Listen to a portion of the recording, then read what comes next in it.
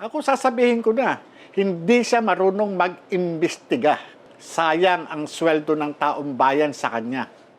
Ito ang mga katagang binitawan ni former PDEA agent na si Jonathan Morales sa eksklusibong panayam ng SMNI News matapos ang ginawang pagtatanong sa kanya ni Senator Jingo Estrada sa ginawang public hearing ng Senate Committee on Public Order and Dangerous Drugs nitong nakarang araw. Sa nasabing hearing kasi, paulit-ulit na binabanggit ni Senator Estrada ang background ni Morales kaugnay sa serbisyo nito sa pambansang pulisya at sa kung papaano ito nakapasok sa Philippine Drug Enforcement Agency o PDEA. Let me invite you to who you are. Yes, Your Honor. You were admitted in the PNP when? 1993, Your Honor. Exact date. Hindi ko na... Di mo alam. 1993, Kailan ka natanggal? saan, Your Honor? Ha? Saan po, Your Honor? From the service. Sa PDEA po. PNP. Sa PNP po, yung sinasabi po ni General Lasso. Just answer my question. Kailan ka natanggal? When were you dropped from the rolls of the Philippine National Police? According to the information that I have received, you were dropped from the PNP on April 25, 1994. Meron pang ano yan, Your Honor, na restored yan, wait, Your wait, Honor. wait. You were admitted, you said you told us 1993. Correct? Admitted in the PNP. Yes, Your Honor. Yes, Your Honor. And you were dropped from the PNP role on 1994, the same month. Na-restore. Isang taon lang. Hindi po ako, hindi po ako familiar doon sa date. Kung itatanungin niyo po sa akin yung exact date, wala po sa akin yung eksaktong dokumento, Your Honor. Hindi mo alam kung kailan ka natanggal sa serbisyo? Your Honor, yung ganyang, hindi, kailangan ko sa dokumento. Your Honor, Ako alam ko kung kailan ako nakulong eh. yun po, Your Honor, sa inyo, no? Hindi mo alam kung kailan ka na-drop sa PNP? Totoo po, kasi kung pagbabasihan po natin ang dokumento, Your Honor, Kalokohan yan. Your Honor, Ayon kay Morales, wala anyang nakuhang magandang impormasyon ang senador kaugnay sa tunay na issue kung bakit lumabas sa publiko ang mga dokumento ng PDEA na kung saan nakasulat sa report ang pangalan ni Pangulong Bongbong Marcos na sumisinghot ng white powdery substance. Hindi ganun ang pag-iimbestiga. Ako ba, mag-iimbestiga ako, pagagalitan ko yung iniimbestigahan ko. Wala akong makukuwang sustansya. Kahit mamamatay tao pa yan, kahit magnanakaw pa yan, kahit pasabihin mong rapist yan, paano ko ma-extract ang information kung aanuhin ko yan? Wala akong makukuha.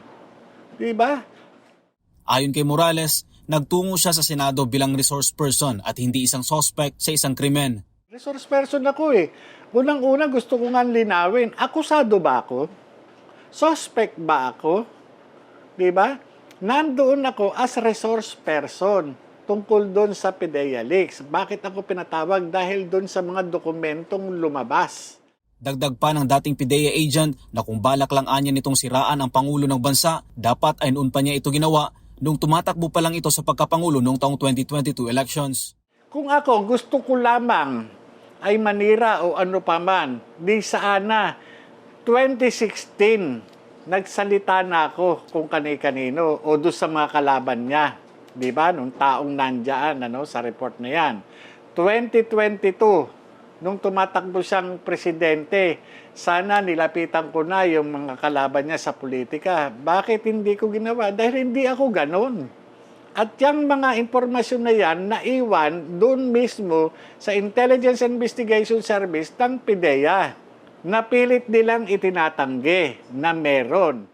Nilinaw din ni Morales na hindi pa siya nakukulong kaugnay sa mga aligasyong ibinabato laban sa kanya. Paliwanag pa nito, bilang isang alagad ng batas, normal lang ang magkaroon ng kaso dahil mayroon talaga silang nasasagasaan dahil sa pagpapatupad ng batas. Wala po akong conviction. Ang totoo niyan, bilang alagad ng batas, normal na po sa amin ang magkaroon ng kaso. Kundi kamatayan, kaso. Yun po yun lang po ang pagpipilian mo talaga dahil magpapatupad ka ng batas. At sa pagpapatupad mo ng batas, talagang normal lang, may magagalit talaga sa iyo. Tungkol naman sa sinabi ni Senator Jinggoy na hindi siya mapagkakatiwalaan, ay ito ang naging sagot ng dating PDEA agent. Dapat pagka ikaw ay isang isang politiko, dapat talagang ito yung dapat malinis. yung sinasabi ni Senator Jinggoy Estrada na ang isang katulad ko ay walang karapatan. 'Di ba? Dahil hindi dapat pagkatiwalaan. Ang sabi niya, napakaraming kaso nitong tao na to. Sari-sari ang kaso, sari-sari ang naging kaso. Na hindi naman niya sinasabi na ako ay nananalo sa kaso at ako ay naaakwit. Ang tanong nga, sino sa aming dalawa ang talagang dapat na pagkatiwalaan?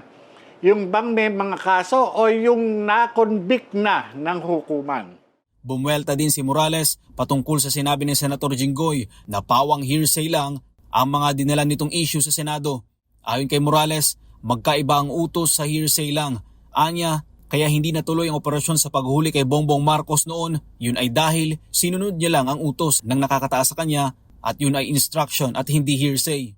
Ako, nung kausap ko yung aking opisyal at yun ang sinabi, sabi nga niya, naniwala ka naman. Sino ang gusto niyang paniwalaan ko? Yung janitor.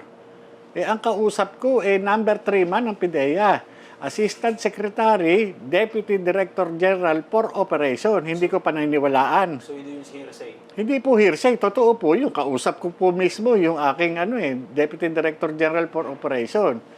At yung sinasabi na yun ay sinusunod namin. Kasi pinagkatiwalaan po ng presidente yan In-appoint ang presidente.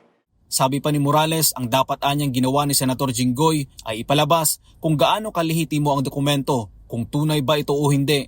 Dahil ang naturang dokumento anya ay pilit na itinatanggi ng mismong PIDEA dahil ang kasalukuyang namumuno sa nasabing ahensya ay itinalaga mismo ng Pangulo na siya ring subject sa investigasyon. Ang ebidensya dapat lang i-authenticate kung sino yung sumulat o yung pumirma.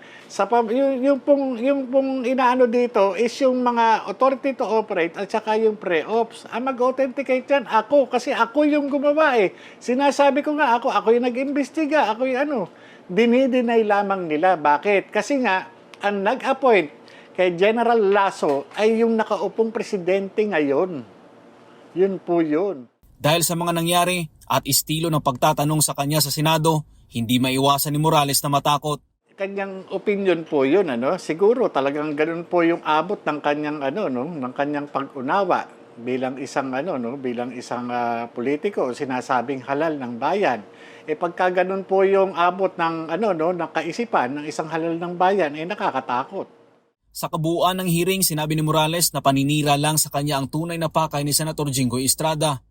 Una, talagang napansin ko talaga character assassination na yung ginawa niya, At wala siya talagang inatupag, kundi talagang durugin yung pagkatao ko.